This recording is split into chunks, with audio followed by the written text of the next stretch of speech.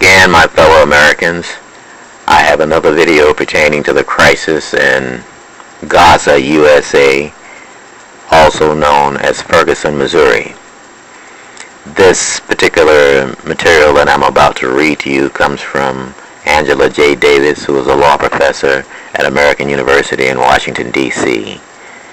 The killing of 18-year-old Michael Brown in Ferguson, Missouri by St. Louis County Police Officer Darren Wilson prompted massive protests in Ferguson and in cities all over the nation. Protesters and others have demanded accountability, often asking that murder charges be brought against Wilson, although much attention has been focused on the police department, largely because of its violent confrontations with protesters and the massive use of paramilitary equipment. Accountability for the killing of Michael Brown rests in the hands of one person, the prosecutor. Police officers investigate cases and make arrests, but the decision to charge a person with a crime is totally within the discretion of the prosecutor.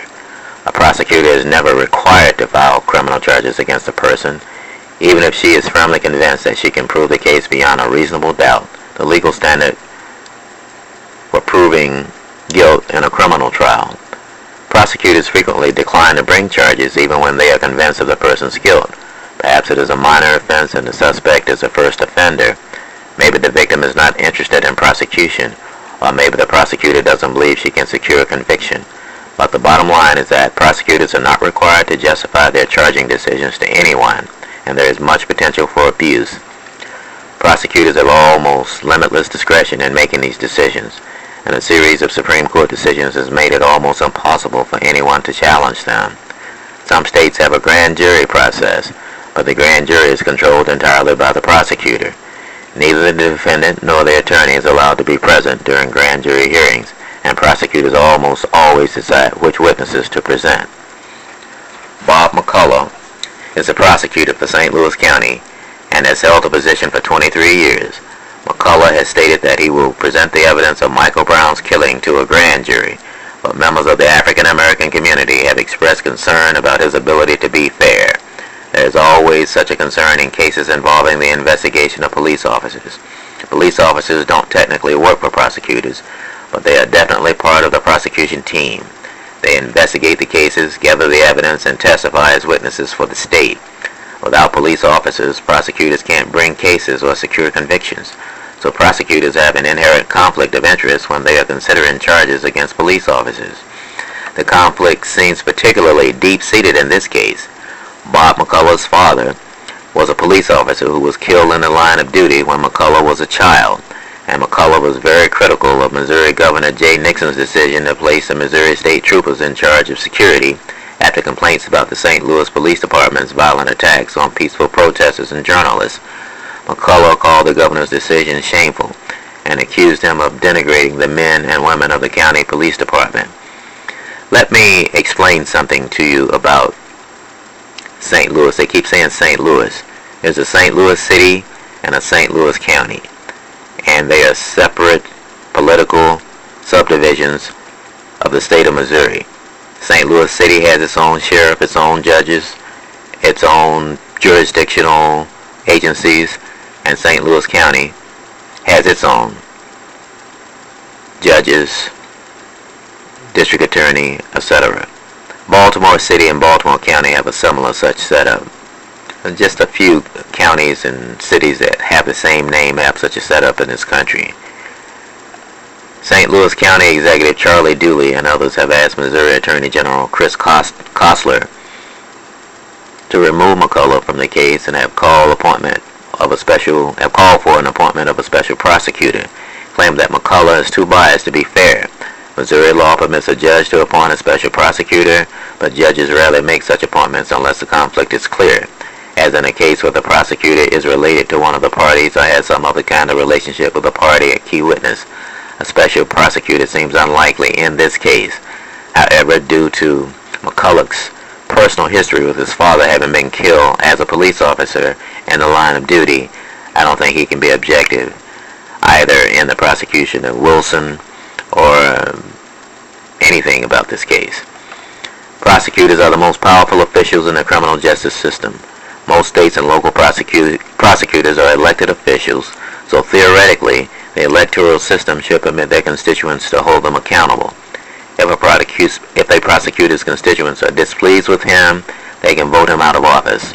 Of course, elections come along only every 4 years at best, and voters rarely have access to the most important information that would allow them to make an informed decision. Charging decisions are made behind closed doors, and prosecutors don't talk about their charging policies when they run for re-election. Usually they talk about being tough on crime and little else. Most, like McCulloch, ran unopposed for years. This year he handily beat a challenger in the primary election and has no Republican opponent, so in effect he's already been re-elected. So for now, the people of St. Louis County have little to no leverage over McCulloch. If they are dissatisfied with how he handles this case, they will have to wait another 4 years to punish him. I don't know what the Missouri law is on recall elections. I'm going to research that, and I'll get back to you on that one. There is another option. Attorney General Eric Holder has already sent the FBI and Justice Department officials to Ferguson to do their own investigation. Whether or not McCulloch charges Officer Wilson with some form of homicide, federal prosecutors may seek criminal civil rights charges. If they don't, there may not be peace in the streets of Ferguson, Missouri for a very long time. Angela J. Davis is a professor at American University and Washington College of Law and the author of Arbitrary Justice, The Power of the American Prosecutor, Oxford University Press, 2007. Not to be confused with the Angela Davis of notoriety of some 40 years ago.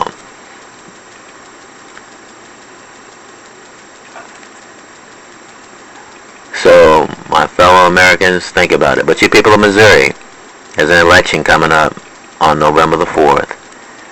The Republican Party would be wise to select a candidate to oppose Bob McCulloch. I think they have a pretty good chance of winning that post. I mean, there are lots of righteous people who live in St. Louis County, black and white, who might want to oust McCulloch now, and the Republican Party should take advantage of this opportunity to put one of their people in that office, that all-important office. At any rate, I'll get back to you later after I do some more research. I do have some experience in St. Louis. I attended St. Louis University Law School from August of 1995 until January of 2008, earning my JD. So I do have some experience in that venue.